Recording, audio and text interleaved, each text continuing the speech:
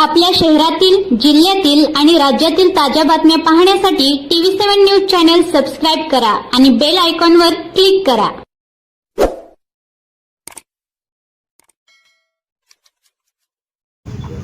आपल्या या सांगोला आणि मान पट्ट्यामध्ये या वर्षीच्या पावसाळ्यामध्ये अजिबात पाऊस झालेला नाही. सबंध शेतकरी बळीराजा हवालदिल झालेला आहे. पिण्याच्या पाण्याचं, जनावरांच्या चाऱ्याचं मोठं संकट आपल्या तालुक्यावर उभारलेलं आहे. आणि अशा परिस्थितीमध्ये कृष्णा, कोयना वरच्या सगळ्या नद्या त्या अतिवृष्टीमुळे मोठ्या प्रमाणावर वाहू लागलेले आहेत. अशा परिस्थितीमध्ये हे वाहून जाणारं पाणी आपल्या तालुक्यातल्या सध्या दुष्काळग्रस्त असलेल्या भागाला तातडीनं म्हैसाळ, टेंबू आणि निरा उजवा कालवा यांच्या माध्यमातून मिळण्यासाठी सांगोला तालुक्याच्या आम जनतेच्या वतीनं या ठिकाणी आपल्या तालुक्याच्या कर्तव्यदक्ष तहसीलदार मॅडम येण्यासाठी या ठिकाणी आम्ही आज या ठिकाणी उपस्थित आहोत. मी या निवेदनाच्या माध्यमातून पहिल्यांदा या तालुक्यातील MSCBच्या अधिकाऱ्यांचं मनापासून अभिनंदन करणार आहे, त्यांचा आभार मानणार आहे की गेली सातत्यानं 6 महिन्यापासून आमचा बळीराजा विजेच्या अनियमित पुरवठ्यामुळे भरडून गेला होता. असंच आम्ही सगळे शेतकरी गेलो, त्याला विनंती केली. काही बाबी शेतकऱ्याला समजावून सांगितल्या, काही बाबी MSCBला समजावून सांगितल्या आणि आज तालुक्यामध्ये MSCBच्या बाबतीमध्ये बऱ्यापैकी शेतकऱ्यांना पुरेशी वीज 8 तास का होईना मिळायला लागलेली आहे. राज्य सरकारच्या पाटबंधारे खात्याच्या मंत्र्यांना मी परवा मुंबईला भेटून सांगितलं होतं हे पुराचं पाणी आमच्या सांगोला तालुक्यातल्या दुष्काळग्रस्त भागातल्या जनतेला देण्याची व्यवस्था आपण या 3 योजनांच्या माध्यमातून करावी. त्यांनी तातडीनं खाली संदेश दिला आणि हे पाणी म्हैसाळ, टेंबू आणि निरा या उजवा कालव्यातून सुरू झालेला आहे. परंतु या निमित्तानं मी आदरणीय तहसीलदार मॅडमना विनंती करणार आहे की आपल्याला तालुक्याची सगळी परिस्थिती माहिती आहे.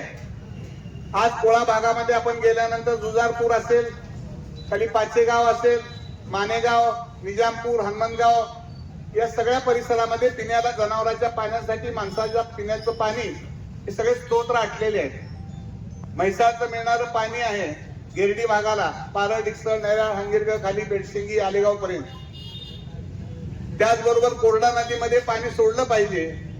मान नदीमध्ये मागच्या वेळेला पाणी सोडलं आणि अर्धीच नदी भरली आणि ते पाणी पुन्हा थांबवलं.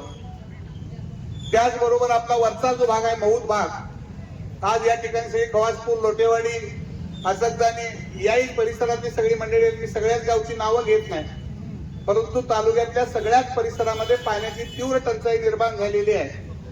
आणि म्हणून मी आपल्या सगळ्यांच्या वतीनं, तालुक्यातल्या आम जनतेच्या वतीनं आदरणीय तहसीलदार मॅडमला एक विनंती करणार आहे की या टेंबू असेल, म्हैसाळ असेल, निरा उजवा कालवा असेल, या सगळ्या अधिकाऱ्यांची उद्या त्याला तातडीनं तुम्ही बैठक घेऊन, पाणी सध्या सुरू आहे परंतु हे पाणी कोरडा नदीमध्ये असेल, मान नदीमध्ये असेल, ओढ्या नाल्याला असेल, या ठिकाणी तातडीनं सोडून या तालुक्यातल्या बळीराजाची तहान भागवण्याचं काम आपण या ठिकाणी करावं. मी उद्या त्याला आपल्या जिल्ह्याचे कर्तव्यदक्ष पालकमंत्री महोदयांनाही वेळ घेतलेली, मी त्यांनाही उद्या जाऊन सकाळी भेटणार आहे. इरिगेशन खात्याच्या मंत्र्यांनी तर अगोदर आदेश दिलेले आहेत. आता राहिली जबाबदारी आहे तहसीलदार मॅडम आपली आहे.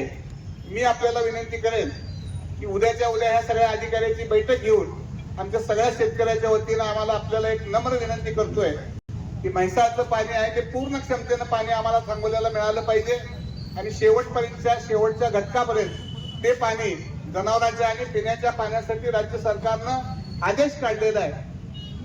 आणि त्याप्रमाणे अगोदर हे सगळे ओढे, नाले, बंधारे भरून घेऊन मग बुद्याचा तलाव असेल, चिंचोलीचा तलाव असेल, काही मोठे तलाव आहेत तेही तातडीनं भरून देण्यात यावेत. या बाबतीमध्ये आज हे आपल्याला निवेदन आम्ही सगळ्यांच्या वतीनं देत आहोत.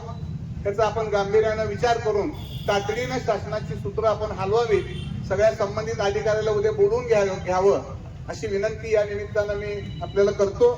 आणि मला निश्चितपणानं खात्री आहे तहसीलदार मॅडम आपण या तालुक्याची सूत्र हातात घेतल्यापासून पारदर्शी कारभाराचे एक चांगले अधिकारी म्हणून तुम्ही आम्हाला मिळालेला आहात.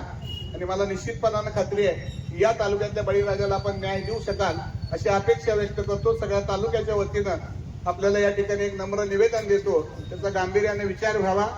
कालच आपल्या सगळ्या कार्यकर्त्यांना आपण बोलवलं, आपण ही सगळे कार्यकर्ते मोठ्या संख्येनं आला.